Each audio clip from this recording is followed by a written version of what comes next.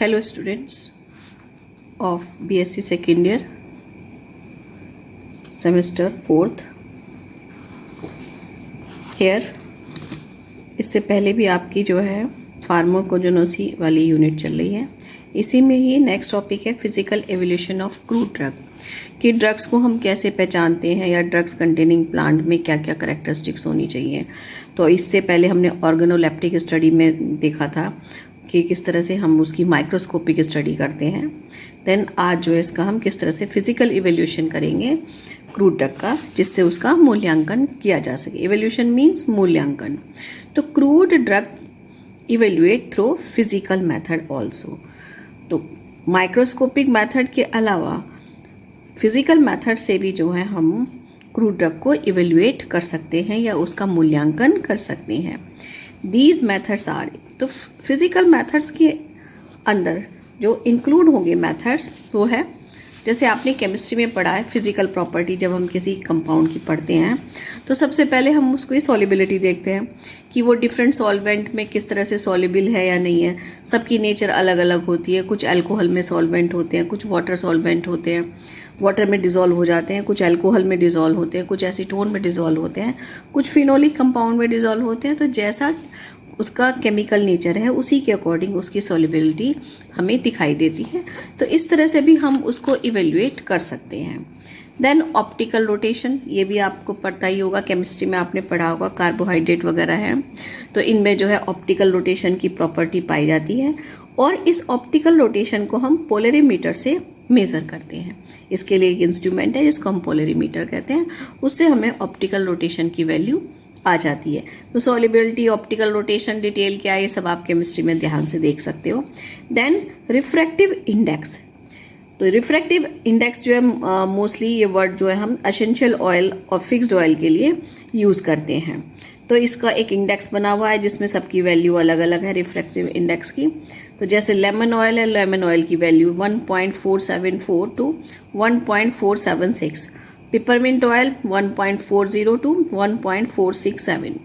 इसी तरह से यूकेलिप्टस ऑयल 1458 टू 1470। तो इस तरह से इनकी जो है वैल्यू जो है इसकी होती है। तो जिसके बेसिस पर हम इनको इवेल्युएट कर सकते हैं, इनको पहचान सकते हैं। देन मॉइस्चर कंटेंट, कितना उसके अंदर मॉइस्चर है, इसके बेसिस पर भी हम किसी ड्रग को आइडेंटिफाई कर सकते हैं, प्लांट ड्रग को। देन मेल्टिंग पॉइंट, कितने टेम्परेचर पे कोई मेल्ट हो रहा है। तो ये केमिस्ट्री में, ऑर्गेनिक केमिस्ट्री वगैरह में पढ़ा हुआ है। किसी भी केमिकल को हम पहचानने के लिए, ऑर्गेनिक सब्सटेंस को पहचानने के लिए उसमें से कई सारे क्राइटेरिया में से एक मेल्टिंग पॉइंट भी होता है कि पर्टिकुलर कितने टाइम पर जो है टेम्परेचर पर मेल्ट हो रहा है। जैसे कोका बटर, कोका बटर का melting point 30 to 30 degree centigrade है कि इतने टेम्परेचर पर ये जो है मेल्ट होता है कोका बटर। और जो अगर है, अगर सब्सटेंस एल्गी से ऑब्टेन किया जाता है वो 85 डिग्री सेंटीग्रेड पर मेल्ट होता है। तो कहने का मतलब ये है कि ये दोनों सब्सटेंस प्लांट से ऑब्टेन किए गए, लेकिन इनके मेल्टिंग पॉइंट अलग अलग हैं जो उनकी आइडेंटिटी है। देन ऐश कंटेंट, ऐश बनाकर भी हम उसके अंदर डिफरेंट जो कंटेंट है उसका पता लगा सकते हैं और उसको आइडेंटिफाई कर सकते हैं। यूवी लाइट का भी हम यूज़ जो है आइडेंटिफिकेशन में करते हैं। तो certain drug fluorescence when the cut surface और powder is expose to UV radiation, कि कुछ ड्रग्स ऐसे हैं जो जिन प्लांट्स को अगर हम उस जगह से कट कर दें तो प्लांट के उस कटिंग वाले पोर्शन में अगर वो ड्रग मौजूद है या वो केमिकल मौजूद है या हमने उसका पाउडर बना लिया है, तब हम उस पर यूवी लाइट डाल रहे हैं। इन दोनों कंडीशन में यूवी लाइट पड़ रही है तो वो क्या है, वो फ्लोरेसेंस हो जाती है, वो चमकदार हो जाती है, दिखाई देने लगती है अंधेरे में भी। तो इस तरह की फ्लोरेसेंस प्रॉपर्टी जो है उनके अंतर्गत पाई जाती है। ये कुछ ही ड्रग्स में होता है तो वो उसका आइडेंटिफिकेशन पॉइंट हो जाएगा। देन ऐश, पहले भी आ चुका है कि ऐश बनाकर भी हम उसको मेज़र कर सकते हैं। Now constituent of drug, drug के अंदर कौन कौन से चीज़ें पाई जाती हैं। तो अगर हम देखें केमिकली, ड्रग्स जो है केमिकल सब्सटेंसेस हैं which are present in plant और एनिमल। हाँ, तो प्लांट और एनिमल के अंदर जो केमिकल सब्सटेंस पाए जाते हैं उन्हीं को हम उसका कॉन्स्टिट्यूएंट कहते हैं, यानी कि इनसे वो मिलकर बना है। तो जो भी केमिकल सब्सटेंस प्लांट के अंदर मौजूद है या उसकी जो ड्रग है उसके अंदर मौजूद है, उसको हम उसका कॉन्स्टिट्यूएंट कहेंगे। ये कॉन्स्टिट्यूएंट जो है दो प्रकार के होते हैं। कॉन्स्टिट्यूएंट मतलब कंपोनेंट दो तरह के होते हैं, एक्टिव और इनर्ट। एक्टिव तो होते हैं जो मतलब ऐसे समझ लीजिए कि इनका जो है मेडिसिनल व्यू, मेडिकल में इसका व्यू मतलब यूज़ है, और ये जो है ड्रग्स की तरह यूज़ होते हैं, इफ़ेक्टिव होते हैं। और जो दूसरा कंटेंट है जो इनर्ट है, उसका मेडिकल वैल्यू कुछ नहीं है। तो जो एक्टिव कंटेंट है वो कौन कौन से हैं? तो bio active compound protect the plant from infection, कि प्लांट के अंदर जो कंपाउंड ऐसे पाए जाते हैं जो प्लांट को एक्सटर्नल इन्फेक्शन से रोकते हैं, इन्फेस्टेशन के काम आते हैं, या प्रिडेशन बाय माइक्रोब्स उनको नुकसान नहीं पहुंचाते, इस तरह से भी वो उनकी सुरक्षा करते हैं। ये पेस्ट से भी सुरक्षा करते हैं, पैथोजन से भी करते हैं, प्रीडेटर से भी करते हैं।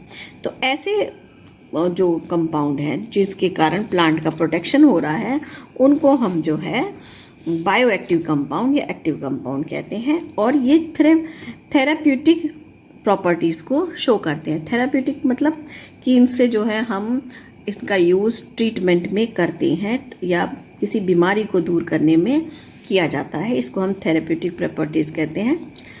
और ये जो है कंपोनेंट एक्टिव कॉन्स्टिट्यूएंट कहलाते हैं। ये जो है एल्केलॉइड्स हो सकते हैं, एंथोसाइनिन हो सकता है, ग्लाइकोसाइड्स हो सकते हैं, फिनोल्स हो सकते हैं, सैपोनिन हो सकते हैं, टैनिन हो सकते हैं, एक्सेट्रा। तो जो वाइल्ड प्लांट होते हैं जो हम मेडिसिन के फॉर्म में यूज़ करते हैं, तो ये वाइल्ड प्लांट जितनी एडवर्स कंडीशन में ग्रो करते हैं उनके अंदर उतने ही एल्केलॉइड्स बन जाते हैं।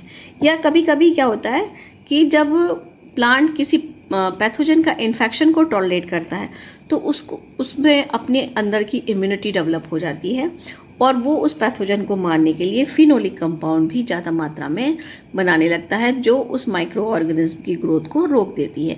तो ये सब कंपाउंड जो एल्कलॉइड्स हैं, एंथोसाइनिन है, पिगमेंट है, ये ग्लाइकोसाइड्स है, फिनोल है, सैपोनिन, टैनिन, ये सब ज़्यादातर ये जो है सेकेंडरी मेटाबोलाइट्स हैं।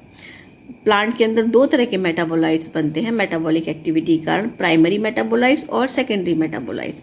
तो जो एक्टिव कॉन्स्टिट्यूएंट होते हैं वो मोस्टली सेकेंडरी मेटाबोलाइट्स होते हैं। एग्जाम्पल दे रखा है कुरकुमा लौंगा, हल्दी के अंदर जो है कुरकुमिन नामक सब्सटेंस पाया जाता है जो इसका एक्टिव कॉन्स्टिट्यूएंट है और ड्रग के रूप में यूज होता है। ऐसे ही एलोवेरा में बीटा कैरोटीन पाया जाता है जो ड्रग के फॉर्म में यूज है। ओसिमम ट्यूनिफिलम, ये भी ओसिमम सेनेक्टम समझ लो इसे, इसमें यूजिनॉल है जो है एक एक्टिव कंपाउंड है और ड्रग्स के रूप में यूज होता है। टर्मिनेलिया अर्जुन जो है हार्ट की प्रॉब्लम्स को दूर करने के लिए इसकी बार्क वगैरह का यूज करते हैं, तो इसके अंदर टैनिन कार्डियक ग्लाइकोसाइड्स पाया जाता है 22-24% तक, तो जो है हार्ट के ट्रीटमेंट में यूज़ करते हैं। एलियम सटाइवम, इसके अंदर एलिसिन, डाई एलिसाइड सल्फाइड, इस तरह के कंपाउंड पाए जाते हैं जो एक ड्रग्स के रूप में जिनको हम यूज़ करते हैं। तो ये बात थी एक्टिव कॉन्स्टिट्यूएंट के बारे में। अब है इनर्ट या इनएक्टिव कॉन्स्टिट्यूएंट ऑफ ड्रग। नाम से ही पता चल रहा है कि ये इनएक्टिव है, इसलिए जो है नॉन मेडिकल प्रॉपर्टी को दर्शाते हैं कि इसकी कोई भी मेडिकल प्रॉपर्टी नहीं है, not a part of drug, इस कारण ये किसी भी ड्रग के पार्ट नहीं है। दीज आर बाइंडिंग एजेंट, ये क्या है, बांधने का काम करते हैं, बाइंडिंग एजेंट हैं, बफर हैं, सॉल्यूशन में पड़े रहते हैं इनएक्टिव स्टेज में, फिलर्स हैं, स्टेबलाइजर हैं, तो इस तरह का काम ये करते हैं। These form shape, size, colour of the drug, इनकी प्रेजेंस के कारण किसी भी ड्रग की शेप, साइज, कलर मेंटेन रहता है। तो use as a coating for pills, तो इसका यूज़ जो है हम पिल्स की कोटिंग बनाने में, कैप्सूल बनाने में, टैबलेट्स बनाने में कर सकते हैं। Help in absorption of drug in body, और इनका जो इम्पोर्टेंट काम है ये इनर्ट सब्सटेंसेस का, कि ड्रग के एब्जॉर्प्शन में ये जो है हेल्प करते हैं। एग्जाम्पल दे दिया जैसे अकेसिया के अंदर जो है एक तरह का गम पाया जाता है जिसको हम अरेबिक गम कहेंगे। ये क्या है, गुड इमल्सिफायर है, टैबलेट बाइंडर है, तो इसका हम यूज़ इस रूप में कर सकते हैं। ऐसे ही नेक्स्ट कंपाउंड है alginic acid. Alginic acid use in the formation of antacid, कि इसका यूज़ जो है हम एंटासिड बनाने में करते हैं। और साथ में हम इसमें क्या क्या डालेंगे, एल्यूमिनियम हाइड्रोक्साइड और मैग्नीशियम कार्बोनेट। जब हम इसमें डाल देते हैं तब जो है हम इससे एंटासिड को ऑब्टेन कर सकते हैं। तो एक बहुत लंबी लिस्ट है, तो आपको तो थोड़ा एलिमेंट्री आइडिया होना चाहिए, नहीं तो बहुत सारे प्लांट्स के आप एग्जाम्पल दे सकते हो। सबके अंदर इनर कॉन्स्टिट्यूएंट पाए जाते हैं, एक्टिव कॉन्स्टिट्यूएंट पाए जाते हैं। तो मैंने एग्जाम्पल के तौर पे 2-3 आपको बता दिए। बाकी आप डिटेल करना चाहें तो किसी भी बुक से आप कर सकते हैं। इसके बाद नेक्स्ट उसमें अडल्ट्रेशन वगैरह के बारे में या नेक्स्ट टॉपिक ले लेंगे। Thank you.